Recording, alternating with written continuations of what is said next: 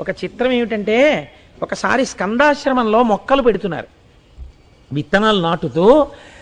ఆ రమణ మహర్షితో ఒక విత్తనం వేయిద్దామని చెప్పి చాలా చక్కగా కుదురు కట్టి ఆయన చేతికి కొన్ని విత్తనాలు ఇచ్చి, మీరు కూడా వెయ్యండి అన్నారు. అంటే రమణులు అన్నారు, నేను నా చేత్తో ముట్టుకున్న విత్తనాలు మొలకెత్తవు అన్నారు. అదేమిటి అలా అంటారు, ఎందుకు మొలకెత్తవు, వెయ్యండి అని చెప్పి ఆ విత్తనాలు వేయించి నీళ్లు పెట్టారు. ఆయన వేసినవి అని బాగా గుర్తెట్టుకున్నారు. ఒక్క మొక్క అందులోంచి రాలేదు. నన్ను ఆశ్రయించిన వారికి ఇక పునర్జన్మ ఉండదు, మొలకెత్తడం ఉండదు. ఇక్కడితో జ్ఞానాగ్ని దగ్ధ కర్మాణం. అది విత్తనమే కావచ్చు, ఒకసారి నేను పట్టుకున్నా వాళ్ళు నన్ను పట్టుకున్నా దాని ఫలితం అంతే. కాబట్టి మొలకలెత్తవు అని చెప్పారు. ఎంత చిత్రమో చూసారా. ఒక్కొక్కసారి వారి స్వరూపం బహిర్గతం అవుతుండేది. ఇటువంటి భగవానులు ఆత్మ